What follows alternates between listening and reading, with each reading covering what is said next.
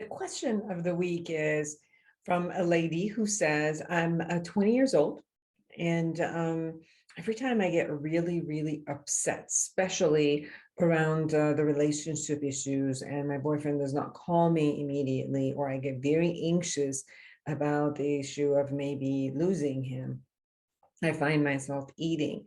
And at one point, I suddenly open my eyes and everything in the refrigerator is gone. And I've gone through all the food.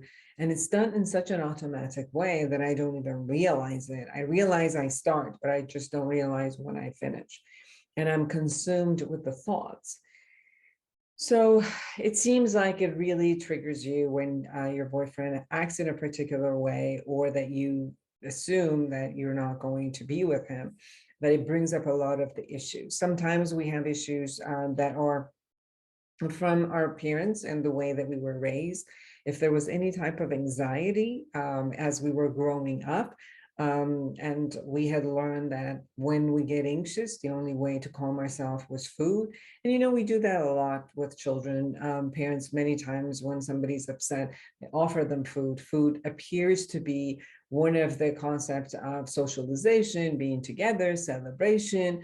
When we want to watch a movie, we'll get popcorn, we'll sit down and we'll eat. So eating as we grow up has created a lot of different meanings for us. Not only that it nurtures us as far as food and nutrients, but many times we've used this socially in our families and as a group in a way of a buffer, that it gives us something to do, and it's together, and we enjoy the palate. Of our palate just enjoys like salt and sugar and fat together, and it creates like a comforting way of, as if we're taking care of ourselves.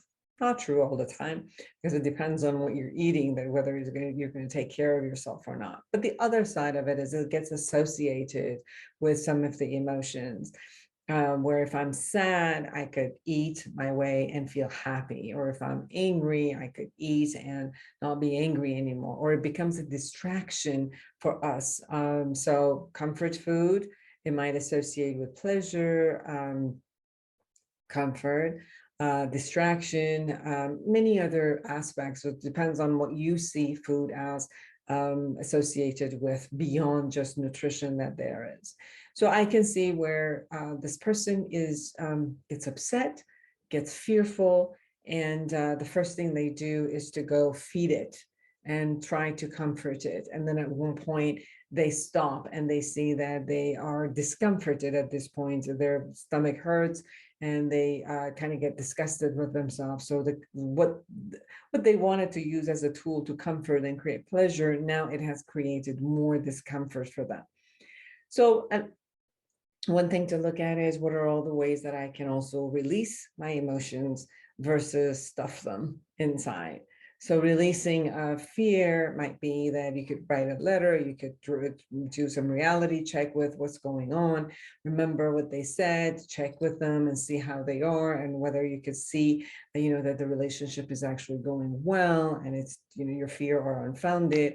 Or if the fear are founded and there is something going on, then maybe we could face it, we could talk about it, we could see what it is that we could solve, we could move forward. So bringing whatever the emotion is and the message of the emotion, feeling it, containing it in our body, and then doing reality check, talking to the person and finding out whether that fear is substantial or not, or if it's actual real or not.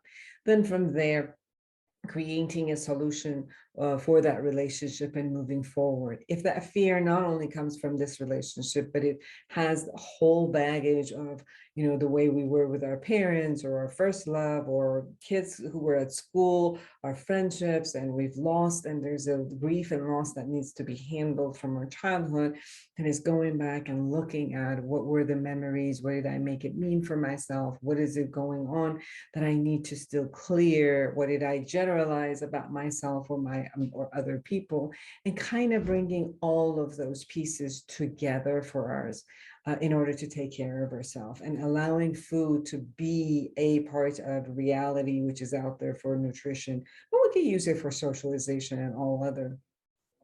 But to only stuff our feelings and not hear them, run away from them and not take care of them is going to create a lot of more of destruction for our life, and doesn't really handle the original concept of, is this relationship solid or not? So dealing with the issue on its own, containing the emotions on its own, and then allowing food to be what, as a vehicle of what it's supposed to be, is going to not only take care of you, give you the tools to handle things, do the reality check and handle the emotion. And even if there's something to handle from before, if you can do it yourself, do it with the awareness integration tools that you have from the book, or you could, seek for therapy and have somebody work with you through those traumas to bring that out. Thank you.